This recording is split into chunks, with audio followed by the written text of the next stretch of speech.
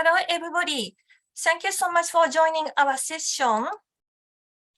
Our session is Asia focus as a key to resilient and sustainable Asia Pacific. This session explores the connecting role of water as an underpinning sustainable human development, climate resilience, and ecosystem health in Asia and the Pacific through diverse case study from across the region. This session is organized together with EUMI, Japan Sanitation Consortium, Korea Water Forum, and UNESCO. And Asia Pacific Water Forum is coordinating this session together with other 3 sessions. Now, please give me the opportunity to introduce the Asia Pacific Water Forum. Asia Pacific Water Forum is a multi-stakeholders network in our region to enhance the water security and sustainable development goals in Asia and the Pacific by enhancing the importance of water security as a high priority of development agenda of each country in Asia and the Pacific. As such, we aim to share the knowledge and experience to heads of government and also multi-stakeholder in Asian Pacific by collecting the resources and knowledge from key member organization of Asia Pacific Water Summit. Asia Pacific Water Summit is consist of support from our governing council chair, and in this time, please give me the opportunity to share the matter of our chair of governing council, Mr. Max Pasco. Mr. Max Pasco has a long-time APWF member, and he kindly contributed his expert knowledge and experience gained from his 40 years distinguished career. He then kindly take over of governing council chair of APWF from since this April, and we prepare this Stockholm session together with him. And we are supposed to organize this session together with him, but unfortunately, he suddenly passed away 10 days ago. And we are deeply shocked about his sudden passing, but I would like to deliver our condolences to his family.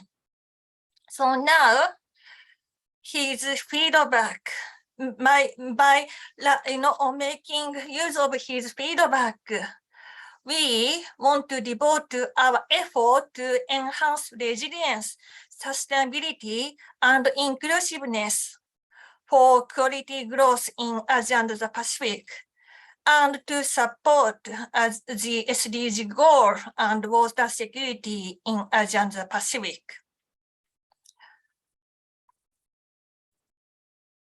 And 4 months ago, in last April, we organized the Asia Pacific Water Summit together with the leadership of Mr. Max Pasco.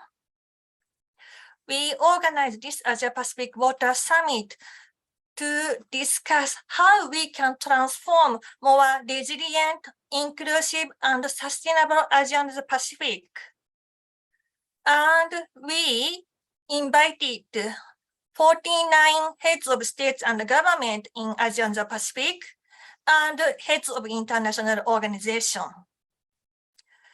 By gaining the cooperation from Japanese government and international organizations, including APWF members, we kindly achieved the consensus and adopt the Kumamoto Declaration, which is a joint statement and declaration to address water challenge and transformation toward quality growth in Asia Pacific by 18 heads of states and government in Asia Pacific, who kindly joined the 4th Asia Pacific Water Summit.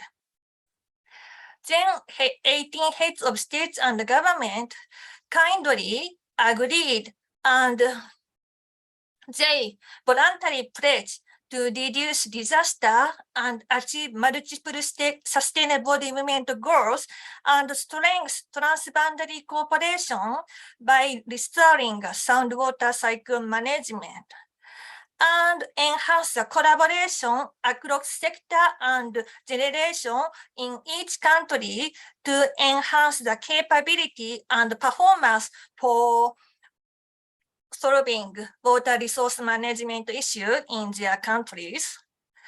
And we expert and practice also pledge to share water-related lessons learned, enhancing cooperation among the Beijing. And we also agree, together with government leader of Pacific Island region, to call upon context-specific innovation and respecting natural environment, geographical feature, and historical background of local community in Asian Pacific region. And we identify, actually heads of states and government leader also kindly agree the importance to realize quality growth, satisfy all three factors in terms of resilience and inclusiveness and sustainability, and maintaining and restoring sound water cycle is the key to realize quality-oriented growth.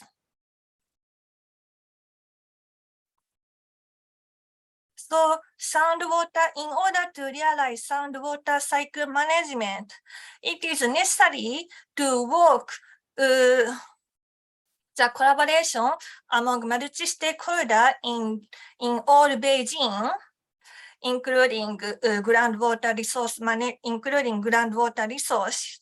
by visualizing the cycle of water cycle management from upper to lower level of River Beijing. And this is showing the example of Japanese government initiative. These figures show how Japanese government is trying to visualize sound water cycle management by collaborating with multi-sectors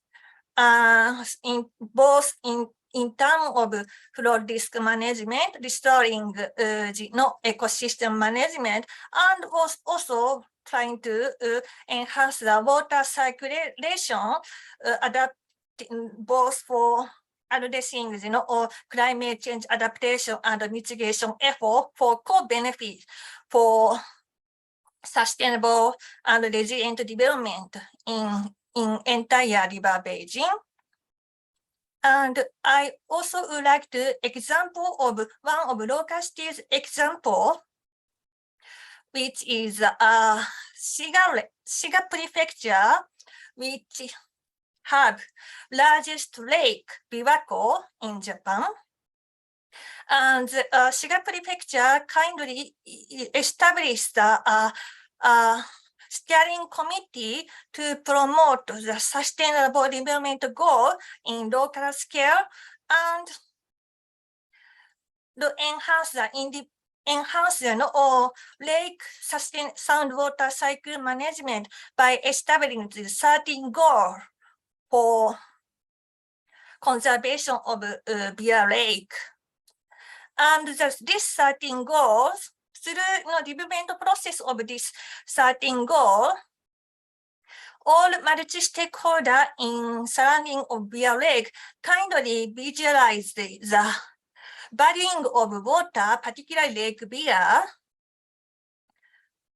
for the importance of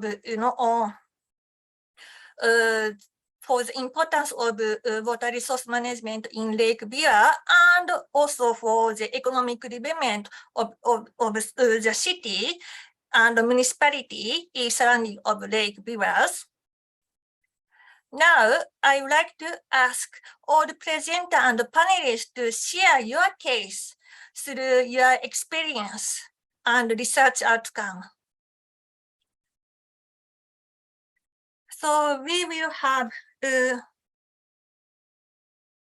now. Sorry, I would like to introduce Alice and Karina, water agency in Vietnam and Indonesia. They are the youth representative, which is selected by UNESCO Water Resource Management Challenge. Now, I would like to invite Ms. Karina and Alice to present your initiative in your countries. Thank you. Thank you, Yumiko, for the introduction. I will be sharing my screen. Okay, this one.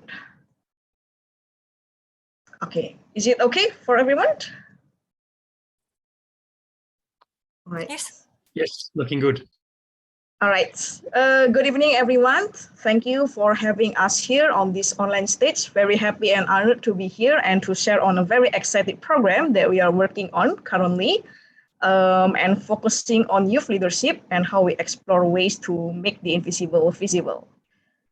So a bit about us. My name is Karina, and I am based in Indonesia, specifically in the city of Jakarta. And this cheerful lady is my colleague, Alice Mai Nguyen, based in Ho Chi Minh City in Vietnam. We both work with the water agency.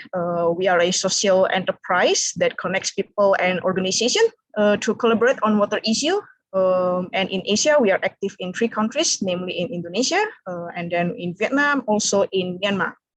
Given the name, water is exactly what we do. And by doing so, we have 4 core activities, with the first and second, knowledge and education, being my personal interest and very close to my heart. So within the water sector itself, we do see a gap in how youth is being involved in real life water issues. And as we see the urgency and complexity of the water, nature, and other climate-related problems in Asia is increasing dramatically, we see that educating and engaging the next generation of the water and climate leaders as our top priority. And in the spirit of that, together with UNESCO Jakarta and UNESCO Hanoi, we are running a youth engagement program called UNESCO Water Resilience Challenge 2022, starting next week, which will be shared more by my colleague, Alice. Hi everyone, I'm Alice. Thank you Hans and UNESCO and for giving us a chance to be here to sharing what we're gonna do about the so exciting the projects coming on the next week. First of all, we want to talking a bit about the UNESCO Water Resilience Challenge 2022. So the challenge this year followed the World Water Day 2022's groundwater, make it invincible visible. As far as we know, 30% world fresh water came from groundwater. Unfortunately, not everyone understand or know that the fact, especially for the younger people, they does not know about what is the groundwater, where's the groundwater coming from, and where's their roles. So moreover, with the 60% of the human body is made from the water, why is water also has the huge important roles in the living things. So let's create the water dialogue throughout this event. So under the UNESCO Men's and Biosphere Program, is considered biosphere reserves is the living lab model. Then so we decided to organize the youth program calling UNESCO Water Resilience Challenge for the youth leader, discovering the water relationship with the biodiversity in the biosphere system. Next slide. So where you see in the screen now 60% and 100%, something's equal for us is that something makes sense? We believe that it was true because 60% population young now, but they will be the 100% the future leader later. So what about I think this is the number could convince for you guys that it won't stop growing for sure. And that was not be late for the engagement and giving a chance for the young to see how the world changing in negative impact from the human, from the mental to physical, from thinking to the actions, from theory to the practical experiments. So those are the facts. Organizing the water resilient challenge and the biosphere reserve will be the best way to raise awareness, idea concept for the sustainable developments. Next slide. So for this event, we're organizing as a hybrid concept for the online training section and with the site visit activity. We gather the youth various backgrounds so they are enthusiastic, creative mind, together sharing, exchanging knowledge related to groundwater topic within 4 weeks challenge. So this is unit point, that's the exchange knowledge. The BR, maybe they have a similar location, similar conditions, but it still exists some different issues, a different way that local person, they're using the groundwater. Throughout the exchange knowledge, we want to encourage youth voice between the two BR, listen the opinion, perspective about the groundwater roles in the biosphere life. These talent youths would learn, explore how the water supporting BR system, where it is famous for the more biodiversity and green lungs for our beloved country. This is perfect when the participant could come up with a project idea, activity, makes the groundwater more visible.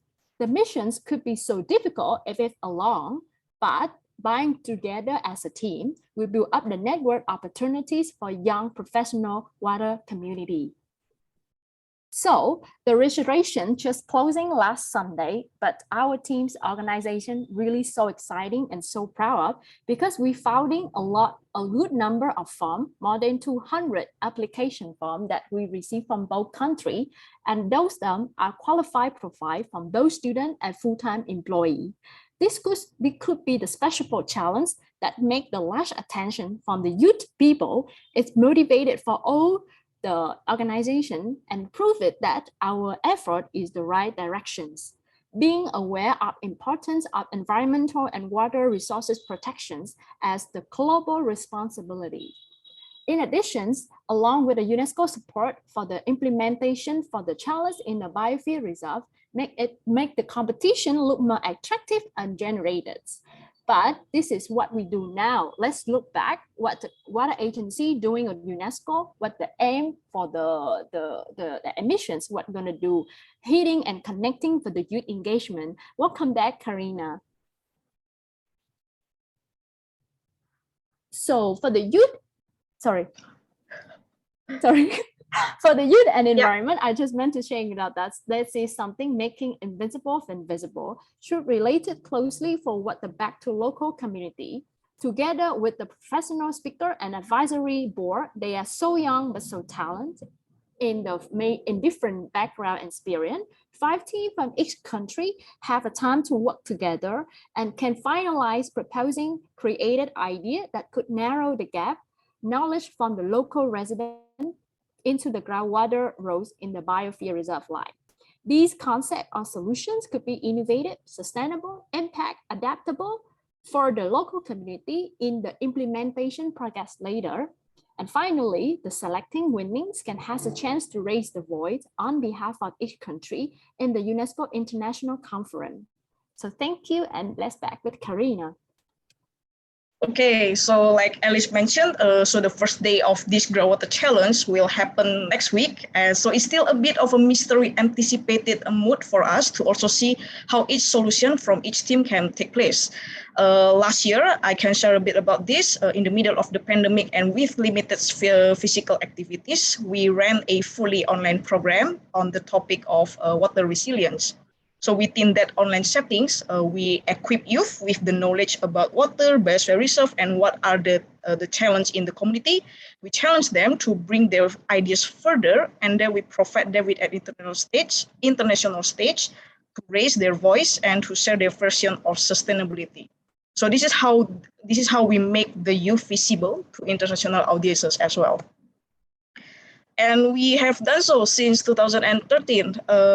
So through different formats, focusing on water issues, we work with different partners in topics such as sustainable ports, healthy rivers, sustainable delta, biodiversity, and also the climate resilient neighborhood. And to close it all, for us, youth potential is sometimes still invisible to some. Same with the groundwater issue. It is there, but maybe we don't always see it because maybe it's so deep down or sometimes out of our sight.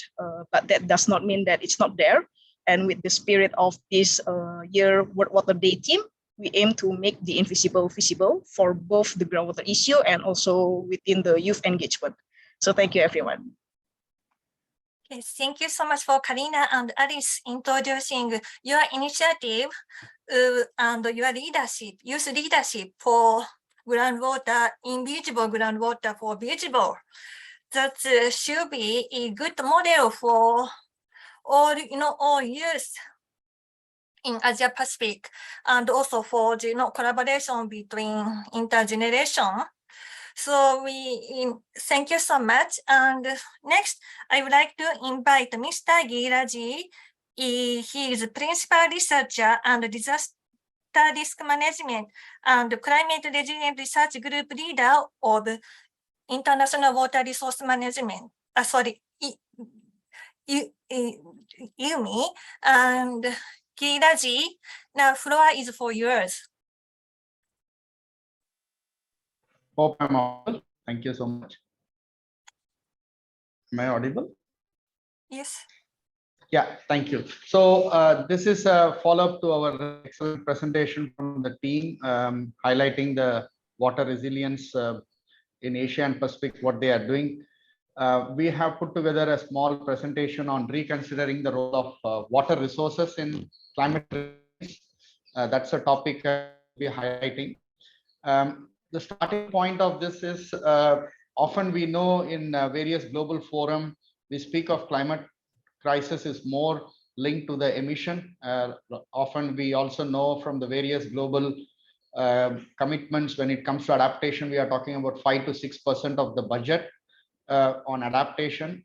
When it comes to adaptation within the water sector, we are talking about specifically to soft adaptation measure is not even less than a 0.5% of the global investments in water area, particularly the soft climate adaptation measure.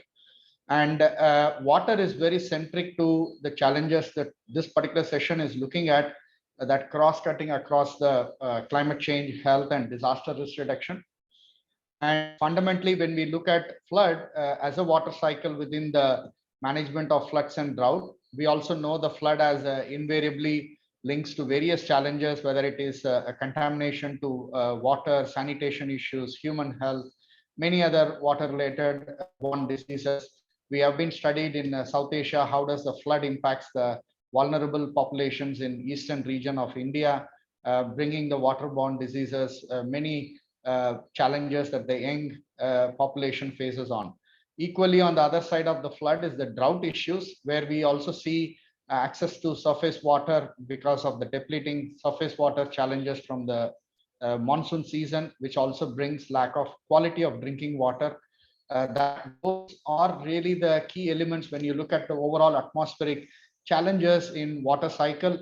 Flood and water related hazard invariably been the big challenges.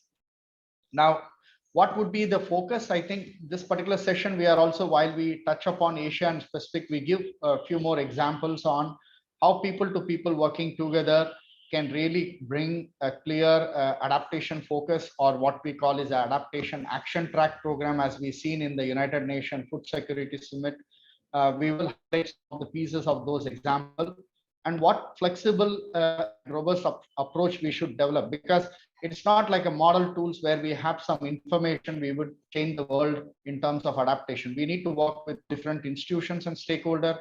So the approach we provide are less complex, provide robust and innovative solution.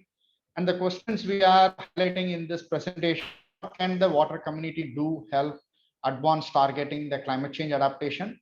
And what can the climate community can help do target those water resilience? So you will see some action track example in my presentation.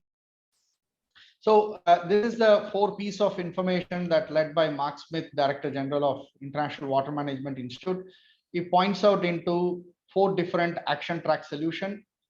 If some of these action tracks are not really considered, we may not really look at what the real climate resilience from the water perspective we are talking about. And it's very clear, I think we always neglect the role of water in the climate resilience program, which largely looks at food systems, looking at hard measures, irrigation, hydropower, etc.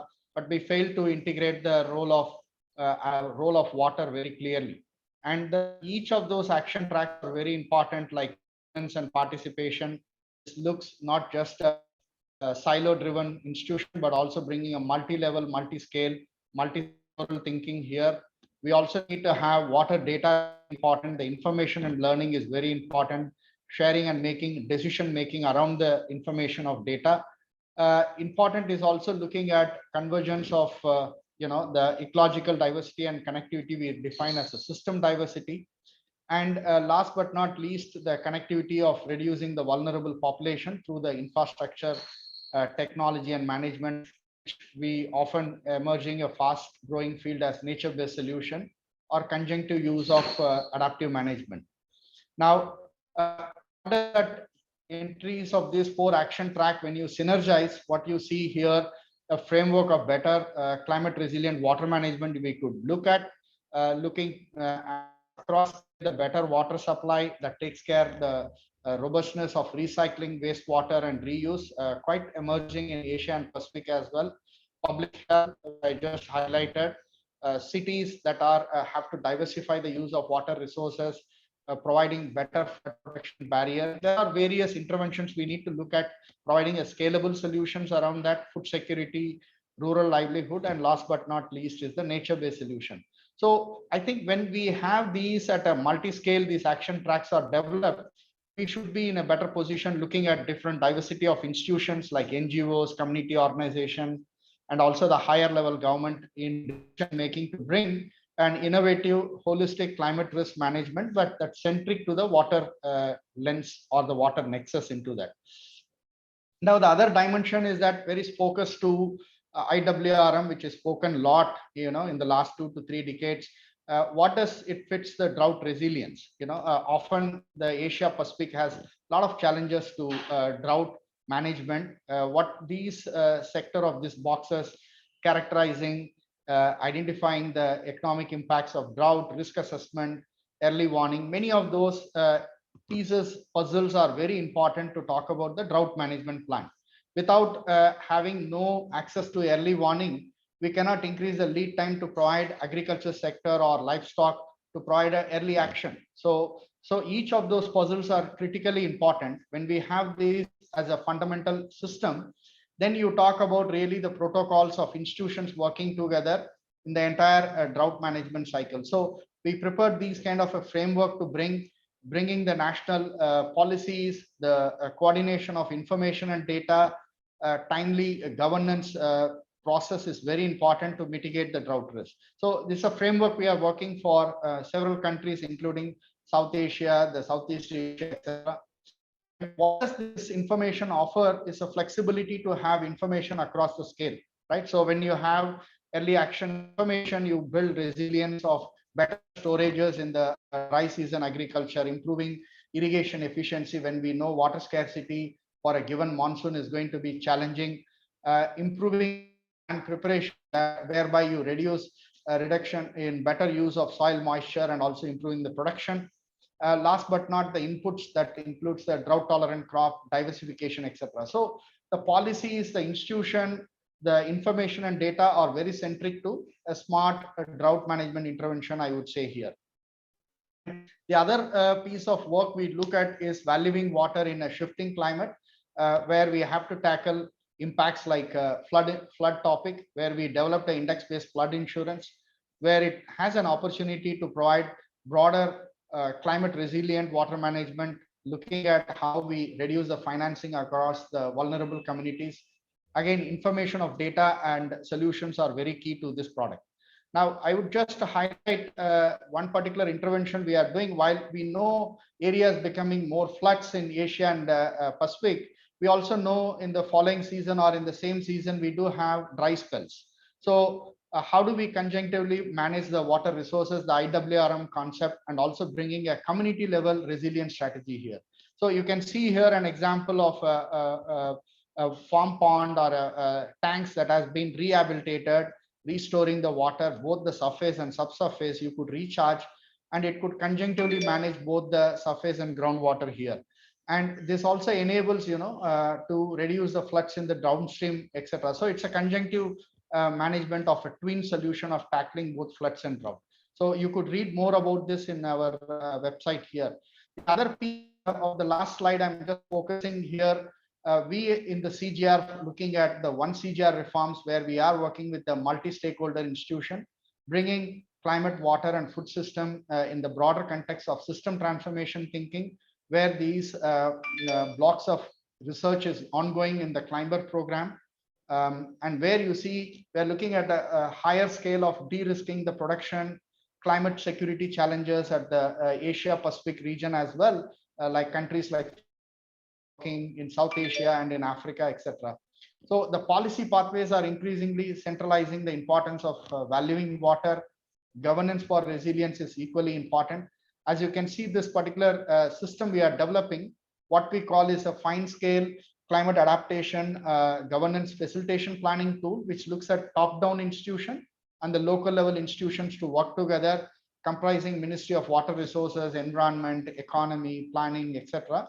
We are testing this in 6 countries. As you can see here, it has got a flexible tool of multilingual language, providing information on a low-level decisions on, the community level organization on how the climate data they should use, the vulnerable and risk thresholds, what adaptation projects can work from the best bets from other regions, and what are the geospatial information and knowledge that can be used by other institutions.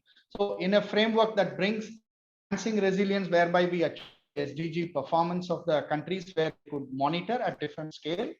This is a full-fledged tool. I would skip here given the limited time, but this is how the front-end system look like. It has got a tracker to look at different parts of the region, including Philippines here. We are working there.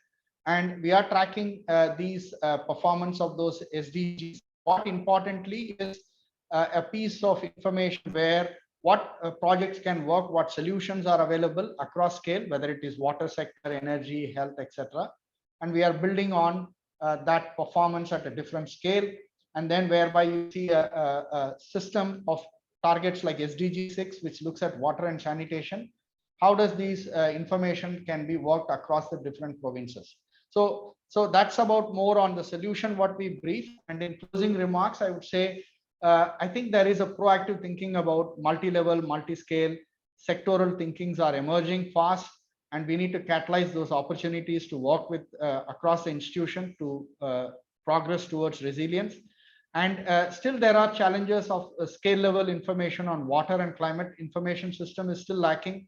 How do we make better local-led adaptation investment for which the better the data is important?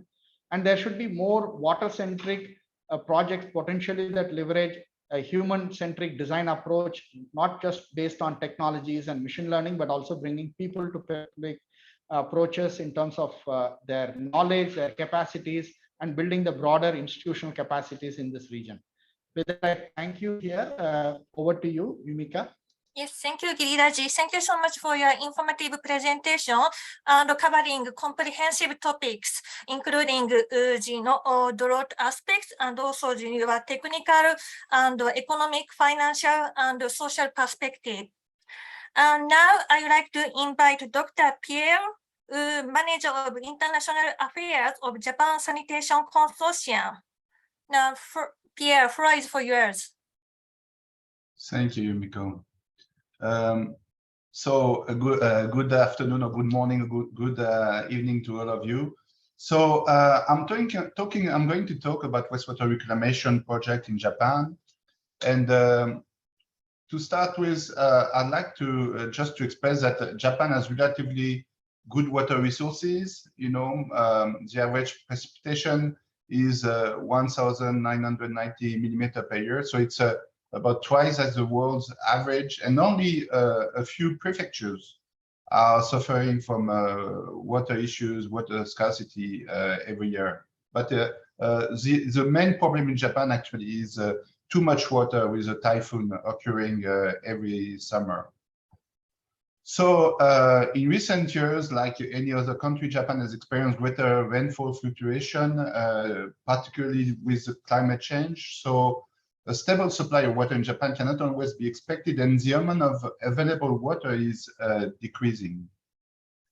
So in order to transform Japan into a low carbon society, there is ambition goals such as drastically reducing greenhouse emission gases.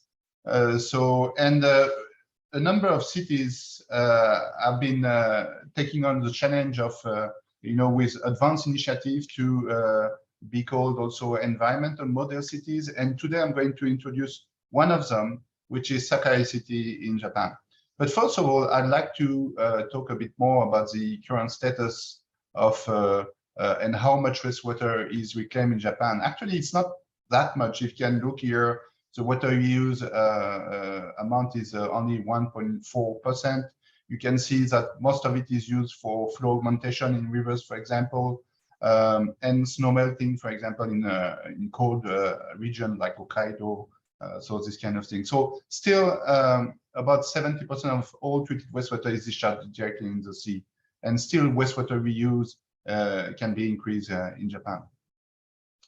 So the government of Japan has established a plan for the coming 100 years, which is called the Wastewater Vision 2100. So in this plan, you can see here that reclaimed water is part of it on different areas. So it's really managing the whole water cycle and including, wastewater reclamation. So this is part of the vision vision for 2100, with the passage of water to create a water recycling network to restore a healthy water environment. Also the passage of resources to create resource recovery and supply networks to prevent global warming. And also regeneration. So this is about achieving a sustainable wastewater system to meet new social needs. So because obviously, the wastewater reclamation is the Japanese government wants to promote this. So there is a national subsidy system that has been offered for wastewater related project, and part of it. So for municipalities to apply for this subsidies, the recycling is there, and also the development of water environment. So now to move on and to see the relationship between water cycle policy in Japan and the wastewater management. First of all, we can see here, we look at the basin-wide level, that many factors other than domestic wastewater affect the water quality in public water bodies. So here, this is the latest basic plan on water cycle from the Japanese government. As part of it, you see number one here is water cycle innovation through river basin management, and particularly further deployment of river basin management and improvement of its quality. So when we talk about river basin management, we have to talk about the approach in Japan for wastewater management. So basically, in Japan, it is seen as inefficient to improve water quality in river basin. If you take, if for example, each municipality takes its own countermeasures, so it should be calculation should happen in the whole water basin. And from this is made the comprehensive basin-wide plan for sewage systems, which also includes, decentralized wastewater treatment systems. So this is basically for the whole basin-wide, how to make sure that the resource is preserved and that pollution is not going through the water environment. So next we have so the story of the case of Sakai City. So Sakai is a small city along Osaka Bay that has a population of a bit more than 800,000 people. So as part of initiatives to develop a low carbon, environmentally friendly city, the Sakai City Waterworks and the Sewage Bureau began in 2009 a program to use reclaimed wastewater to supply toilets, irrigation system, and industrial users. So this is a map of Sakai City. You can see here there are 4 areas. I'm not going to talk about the one in purple because this area, the wastewater from this area is going to Osaka Prefecture for treatment. So it's not related to the 3 wastewater treatment you have here. So you have different wastewater treatment where not that young, but which have been improved little by little. Most of the population, because it's a very populated area, is covered by the sewage system. And basically you have, if you look at this plant here and this other plant here, which has 3 different systems or 2 different systems in addition to the conventional activated sludge process. So basically the goal here is to, because you're in Osaka Bay, it's a closed water environment. So you want to avoid pollution and particularly eutrophication. There were episodes in the past of blue tides and red tides. So it's very much for nitrogen and phosphorus removal. So let's see now about the reclamation purposes and the different routes for reclaimed wastewater. So the first source is heating, cooling, and local water for, reclamation for local water sources. So the Sambo wastewater treatment plant, if we go back to it's here on the top here. So the reclaimed wastewater from this plant is sent to a large-scale commercial facility, the Aeon Mall, where the reclaimed wastewater is used in multiple stages as heat source for hot water supply and air conditioning. So after using the heat, the water is used in toilets for flushing water and also as a water source for the nearby brooklets and the Ochikawa River. My next slide will show a map of this area, and you will see that water is and the water brooklets are historically very important for this Sakai City. So recharging the water brooklets was also an important goal. And this is related to just what I said, is contributing to the regeneration of local resources and creating a water flow in the Ichikawa River. So this project, compared to using standard equipment, unable to save about 8 tons of CO2, in 2017. And so it's a combined use of heat and water sources. There are many reclamation projects that we use water, but not necessarily the heat. So to target a recycling-oriented society.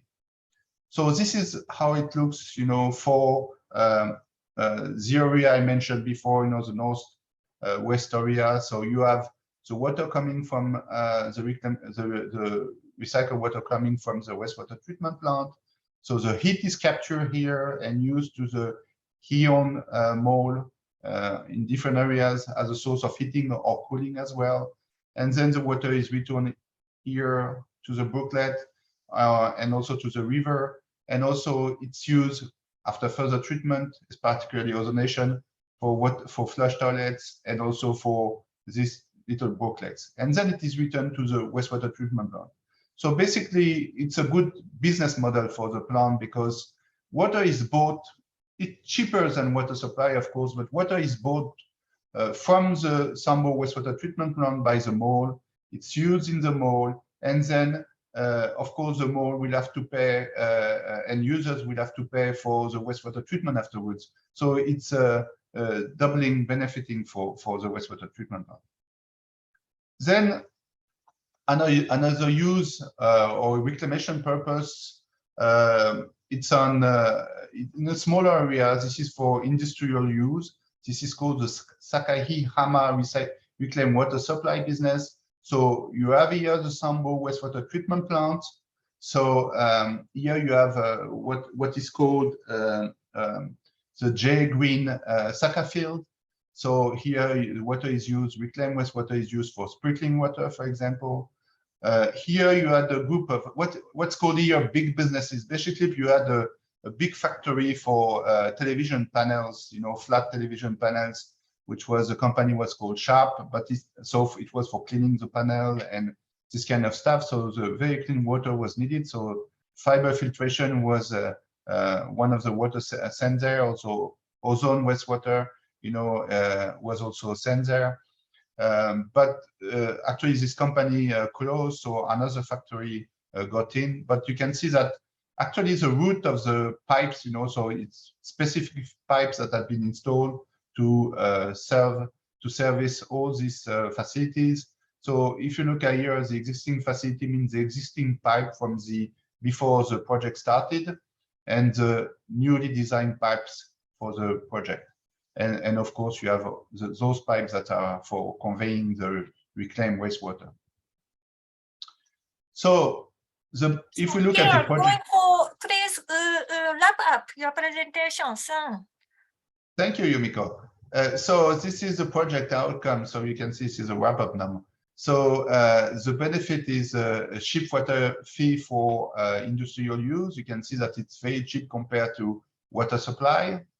Also, 12 million cubic meter of reclaimed wastewater per year. So this is also another source of water, which is important. And because the heat of the wastewater, which is stable through the year, is used for heating or cooling through the mole I just showed before. You have 8 tons of COD that are emissions that are reduced per year. So the lesson learned is in Japan, reclaimed wastewater is being used mainly for stream flow augmentation and landscape irrigation, but it's still limited, as I mentioned. However, climate change is a new player, and also in Japan, water availability is getting more difficult. So you have, I just introduced a wastewater system vision for 2100, with further incentive to develop reclamation projects. So wastewater reclamation is an effective option to reduce the impact on water resources, but also to reduce the cost of energy involved with water resource management and reduce CO2 emissions. So the demonstration project in Sakai City was used as a model to see how this could be replicated in different parts of the country. However, I don't think, even if it was good for the city and a good business to send reclaimed wastewater to for example, to the industrial use or for the mall, I think this is not on a commercial basis. This may not be enough to promote such project. But in Japan, I think these projects are going to be more and more developed because, as you may know, last year Prime Minister Suga has pledged for Japan to become carbon neutral by 2050. So more and more, I guess that more and more of this project will happen in the coming future. I thank you very much for your attention. Okay, thank you, Pierre, for introducing water cycle management in terms of wastewater reclamation and reuse in Japan, using the example of Sakai City. The example, together with collaboration of private sector, is also useful with qualitative and quantitative outcome. Thank you so much. Next, and final presenter is Dr. Zeran Yang, Associate Professor, Department of Civil and Environmental Engineering, Honjuk University, Republic of Korea. And he was kindly nominated by the Korea Water Forum, which is one of our convener organization. So Dr. Zeran, floor is for yours. Thank you, Yumiko. Am I showing you the correct page? Yes. Good. Yes, I'm Jerry Park from Honjuk University, and it's my great honor to have this opportunity to talk to the international audiences about water management in South Korea. Today, I'm going to talk several major changes that have been made for water management in Korea in recent years and try to make linkages with resilience principles to seek for the answer whether those changes are actually good for resilience. Well, I'll skip this page to save the time. And I'll start with this slide. This slide briefly shows the disciplines that are related to resilience study. What this page emphasizes is that because of the context that each discipline focuses on, the core properties that should be remained when dealing with resilience may be sometimes underemphasized or lost. So Professor David Yu at Purdue University, with his colleagues, including myself, decided to review the literature of resilience, especially in socio-ecological systems and resilience engineering, to identify the general principles that should exist in both disciplines. So as a result of the study, we published a paper named "12 General Principles for Resilience Engineering." In this paper, we identify the 8 principles, which are recognize system context, foster social capital, maintain diversity, manage connectivity, encourage learning by doing, embrace polycentric control, address the problem of fit, and manage for complexity. And I decided to skip this page also. So since I'm going to talk about water management in Korea, let me first show you a result of city blueprint of Seoul, the capital of South Korea. This study was done in my lab in 2018. The city blueprint approach, which was developed by KWR in the Netherlands, attempts to assess the sustainability of water management of a municipality by using many indicators. Our results indicated that many aspects regarding urban water management obtained quite good results. There are also a couple of indicators that tells us that we still need improvement, but however, the overall score made Seoul to be placed on the top 8 city among 70 municipalities which were studied by the time. But does this status ensures safe and reliable water management? Let's look at several accidents and events that recently occurred in Korea. I'd like to say that these accidents were unexpected and unprecedented. In 2019, the cases of reddish-colored tap water were reported in major cities. After investigation, it was concluded that the aged infrastructure was the main cause. What I want to emphasize is that aging infrastructure is another main factor that causes non-stationarity in a complex urban water management system. Then in 2020, now larva-like bugs in tap water were also reported in many places in Korea, including Incheon and Seoul, which are major cities. The investigation team concluded that this was caused by management failure in water treatment plants. However, why were so many cases reported suddenly in a single year? Is it the effect of climate change that made the bugs to live in preferable conditions? Well, these are well-known examples which are also occurring all over the world. In 2020 summer, a heavy rainfall in a monsoon season made a catastrophic flood damage in Samjeong River Basin. It was reported that the rainfall amount was that of 500 years frequency. So the amount of rainfall is the unexpected one or unprecedented one.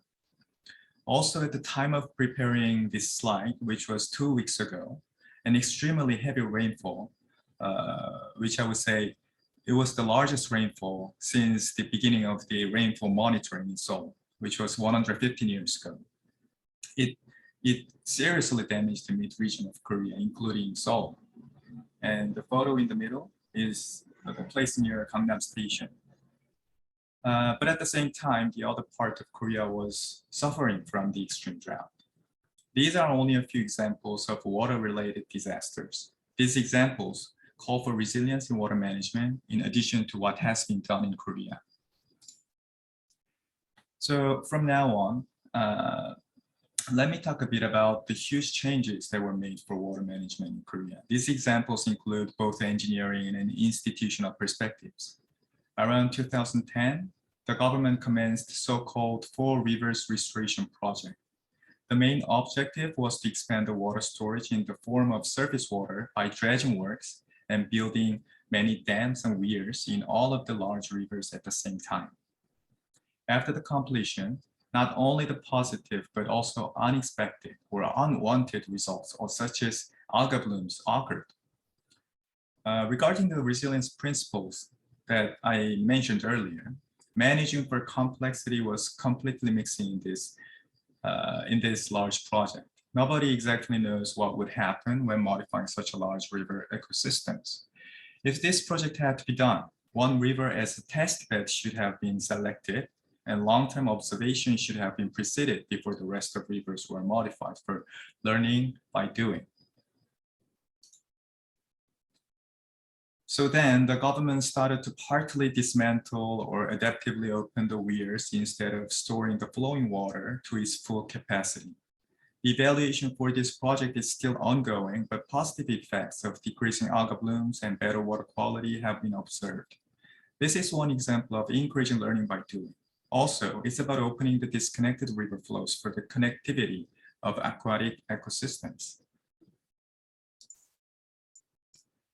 Another big change was made in water management laws and institutions. Before 2018, the water was separately managed by several ministries, especially the Ministry of Environment was in charge of managing the water quality, while Ministry of Land, Infrastructure, and Transport was in charge of managing water resources in the aspect of quantity.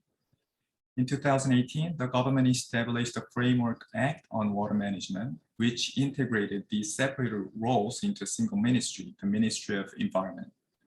The main objectives were to establish the system for integrated water management and build a more efficient system.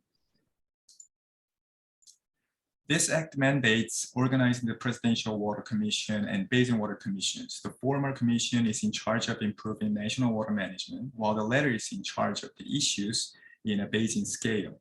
Now, this systematic change allows the water management in a basin scale instead of administrative boundaries, which ensures better management by recognizing the system context and addressing the problem of fit. Also, this commission should include various stakeholders, thus fostering social capital. Not only National Commission is in charge of water management, but also basin water commissions make their own regional specific plans based on basin boundary, which is about embracing polycentric control and recognizing system context. Since these commissions make mid to long-term plans regarding both water quantity and quality, as well as aquatic ecosystems, it allows the management for complexity. Following the plan set by commissions, all basins need to seek for diverse sources for water resources. In the past, Korea had depended mainly on the reservoirs with large dams, but this trend is now changing. To secure the sustainable supply of water resources, each basin is planning to reevaluate the storage capacity of existing reservoirs, link between the reservoirs so a reservoir with enough water can supply the region with water scarcity. Also, various source types such as groundwater, seawater, water reuse are to be sought. This diversification is a key principle for improving resilience as it provides the portfolio effect against the shocks. To cope with climate change, the Korean government is strongly pushing toward carbon neutral society. In water facilities, in water sector especially, it includes improving energy efficiency in water facilities, expanding the use of renewable energy, recovering energy from wastewater treatment plant, and establishing carbon sinks using forests and wetlands. Since this policy fosters the using or generating diverse form of renewable energy, I would say it also embraces the principle of maintain diversity. Another big trend is that both central and local governments are seeking the way to expand the implementation of nature-based solutions for water management. These are the examples of NBS technology installed for effluent water from wastewater treatment plants. Since these solutions also provide ecological habitats and stepping stones, this could be used for managing ecological connectivity too. Also, since MBSs are generally aiming for multiple functions, it also allows management for complexity. So in conclusion, I introduced several examples of recent changes in water management. What I want to emphasize is that even it seems that we are doing quite a good job in water management to stay in a sustainable regime, various pressures, including climate change, aging of infrastructure, and social changes are squeezing the regime. So it makes the system to be more vulnerable. Thus, to be safely staying the sustainable regime, continuous efforts to expand the regime should also follow. It could be engineering, institutional, or social solutions. However, those solutions should be evaluated whether those are embedding the features that reflect the resilience principles. In this talk, I only provide the narratives, but more systematic approach to scientifically assess its resiliency should also follow, which would be my future research topic. Thank you very much.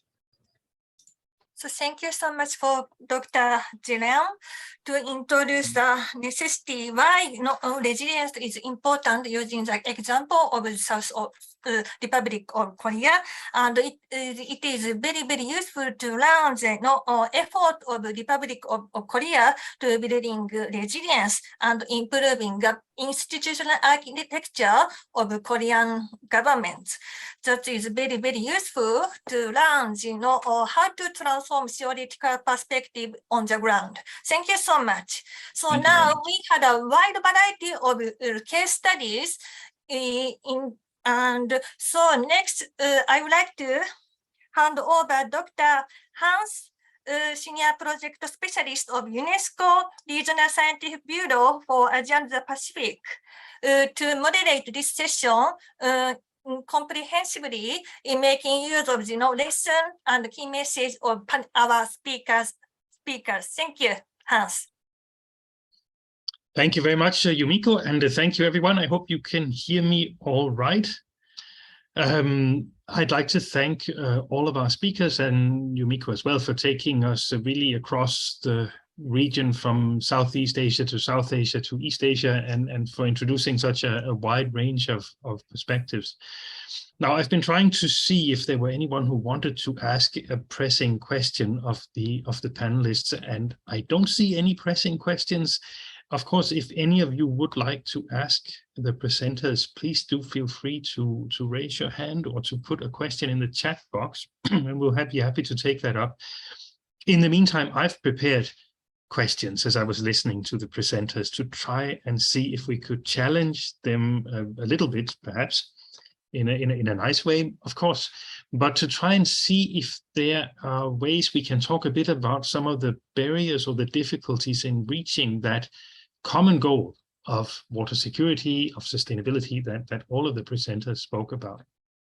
And it seems to me many of the challenges we do face are really about people and the way that we relate to one another, not necessarily purely technical issues. So I think that is a common point. But if you allow, I will start with a question for Karina and Alice. And that really goes on. I was very impressed. Of course, I know your program very well. I know the Water Challenge very well, and it's something that's impressed me very much. Engaging youth is absolutely essential. During today, I've been attending a physical conference on groundwater. And one of the things that came up in the discussions here today, though, is that there are sometimes sectors where there is very little dialogue. So we had from the Netherlands, we had a speaker talking about the limitations of groundwater and saying, well, but we have the farmers, and the farmers just don't want to hear about any kind of limitations on groundwater use under any circumstances. So I was wondering if you, in your discussions, you reach out to youth, you engage with young water managers, with students, with professionals. How do you reach out to youth that are not involved in the water sector, say rural youth or youth who are involved in other sectors that may not necessarily share the kind of priority or the understanding that you have of the importance of water security, of groundwater in this case? So if you could elaborate a bit on how do you overcome that barrier to bring in young people who may never have heard of water or water security before in the terms that you're used to talking about them. Thank you. Thank you, Hans. Very interesting question. Maybe Alice can add some of the points, but we tried in engaging youth in thinking like them. So good thing is we work a lot with youth. So we know that social media is a very powerful tool to use now, because they're very curious, and this youth, you see them, they cannot sit still. So on any development there is, any dialogue that is going on, any new developments, they want to know, they want to be there. And it really works both ways. So for us, we try to reach out to the local people that are living there. We make the effort and time investment to also connect with them. We see how it is on the ground. We try to connect with them. We see the problem. We take the local wisdom. We really took the effort to understand from them. And the most important thing is to hear, just to hear what is the real problem there. And then we bring that concept and make it into something that is a bit more general. So we use the words that are not too scientific, not too technical, because we wish to make water dialogue as an everyday thing. So not only for those people who have the background in engineering, not only for those people who have the background in water, but also maybe people with the law degree, with the international relations degree, because they have the gift of communication. They can very well taking the maybe difficult vocabularies and turn it into something that is engaging and make people want to know more. So that is how we really work with youth.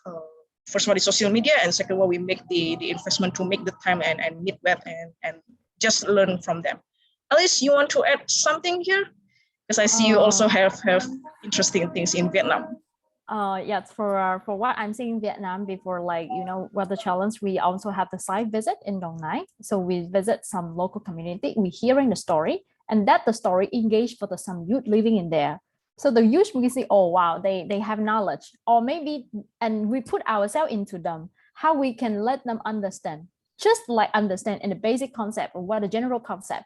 Because as you mentioned, like, technical groundwater or something that's not really on their side. Oh, I'm learning from the academies or the law, what I'm related to the groundwater.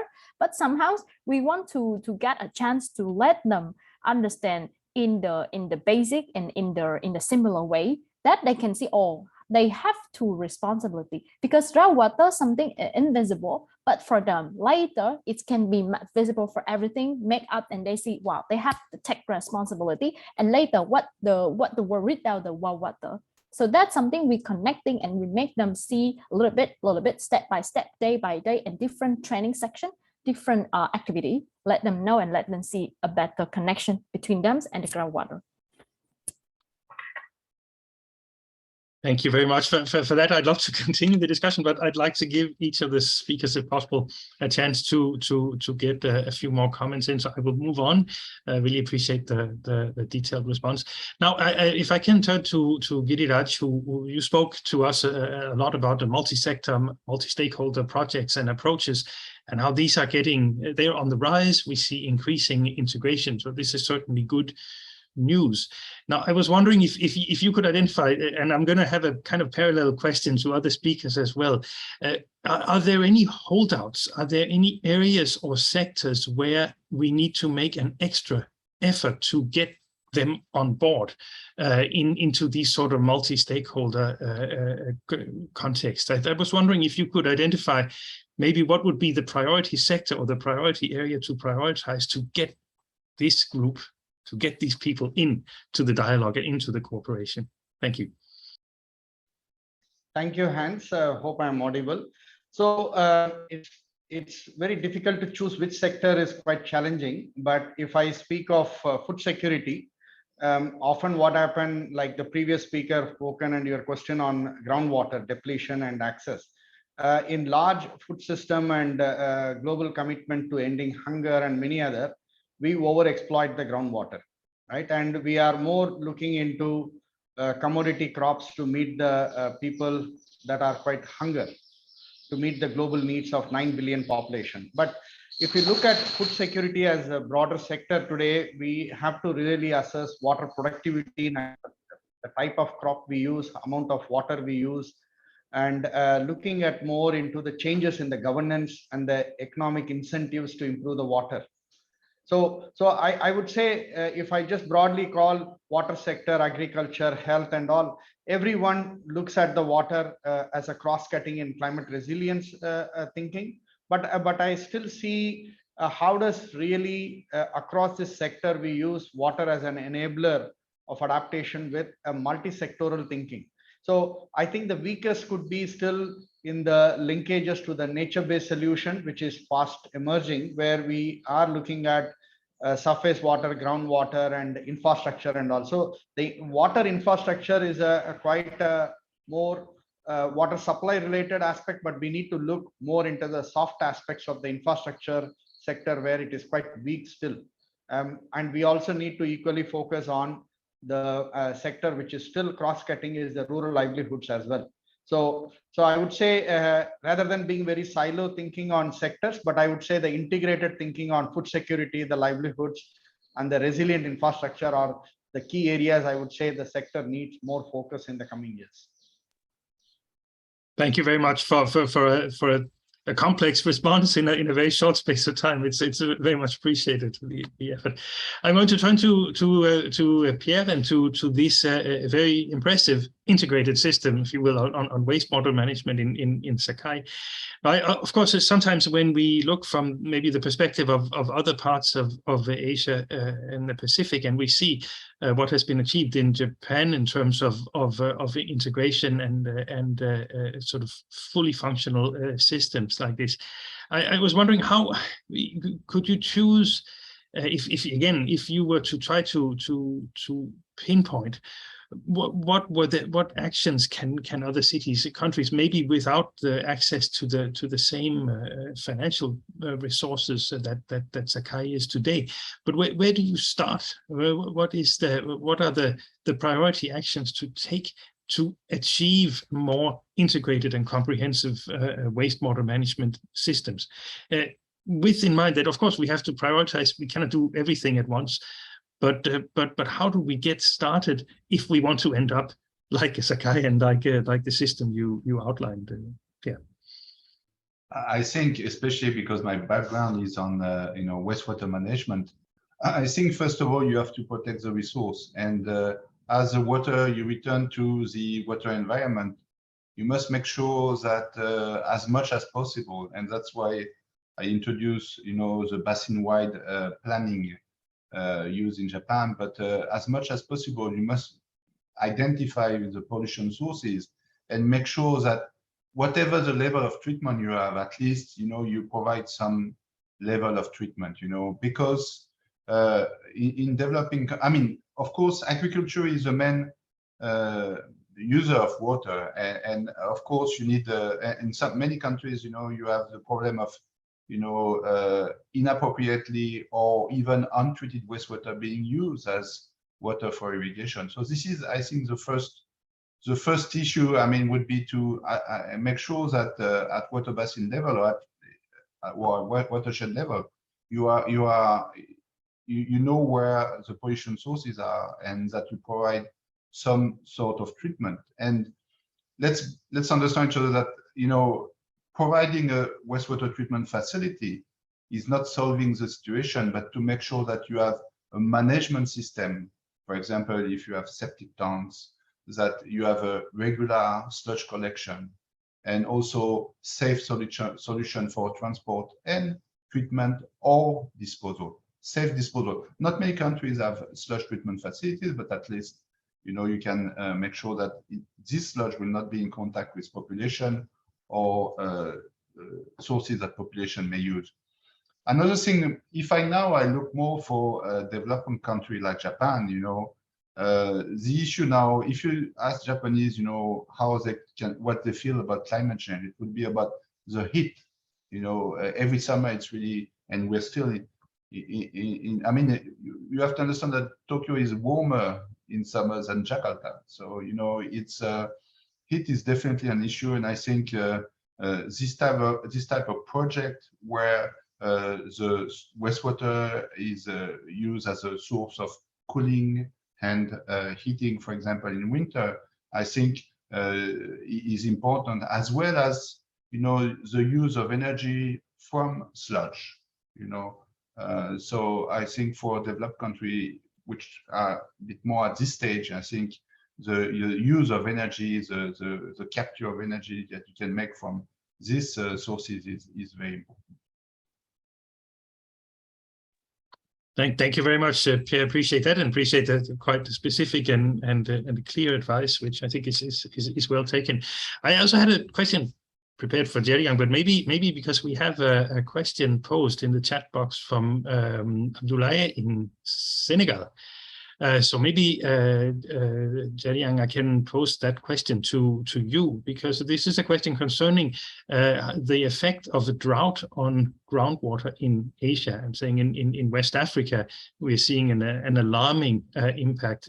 So that you mentioned and brought up several extreme events in the case of Korea, both the flood and drought. So I don't know if you would like to elaborate a bit on the relations between groundwater and drought and flood events as well, if you can start seeing patterns emerging there.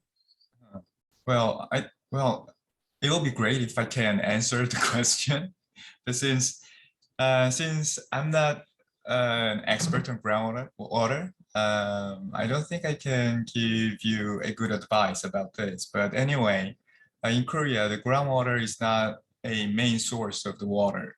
So even if we experience the drought, I don't think people are worrying too much about how much do we have the groundwater. They mainly focus on the amount of the surface water they have. So I guess that's what's really happening in Korea.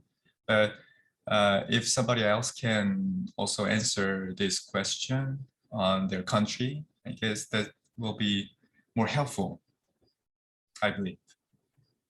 Yeah, if anyone else would like to respond on drought groundwater interactions, you may think about it for a minute, because then I'll just ask one more question from Jeriang, because I'd like to ask you the same question. If we talk about investments in resilience, where to start? And again, if just your views, just like Pierre was able to give some thoughts on wastewater management, where would we start investing in resilience? What are the steps that we can take to arrive at a more sustainable point? Right. Well, I guess that's very challenging question. Since whenever we are talking about the resilience, and also the similar term like the risk, right? Well, we have to persuade the government or the people who can invest on this improving the resilience that we really need these resilience properties to improve the system to overcome the problem that we have not seen, right? or the problems that would happen that's not so frequent. So it's quite difficult to persuade the people to show them the evidences or proofs that we should be ready for that. I guess that's the biggest challenge or the barrier if we want to really improve the resilience of a system. But while I'm preparing this slide, I found that like the nature-based solutions, since these are the technologies that could also be the low-cost technology, I guess it can give you a kind of good options to make the system to be more resilient.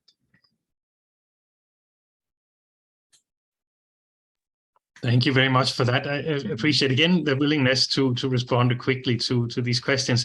I do believe we are actually out of time, and I don't want to take the risk that we will suddenly be cut. So I would like to thank all of the speakers for your contributions and for your willingness to engage in the discussion as well. I'll hand back to Yumiko maybe for a very final word before we close. Apologies for the questions we couldn't take, and for not having more time to discuss with all of you. It's been excellent. Yumiko, any final words from your side? Yes, Hans, thank you so much for kindly moderating this session with various case studies from our various sub-region. Thank you so much. And I also thank you so much for all presenters and kindly introducing your cases with your lesson and experience. Thank you so much. And water cycle management is very wide perspective, but that's why it is very, very important to sharing the case and lesson by establishing a common platform. So it is grateful if you kindly contribute and cooperate with APWF continuously to enhance water security and achieve sustainable development goal in ASEAN Pacific, though it is very, very difficult for all our region under the challenge of COVID-19 and the changing climate. But your action on the ground is very, very important. I also thank you to all audience kindly listening to our session. Your sharing your cases and your experience to us is also very, very helpful for improving our research project and so on. So please chat with us through passable chat box platform. Thank you so much. I thank you so much for all kindly joining this session. Thank you. See you next time. Thank you all. Thank you, everyone. Thank you. Thank you. Nice to see you.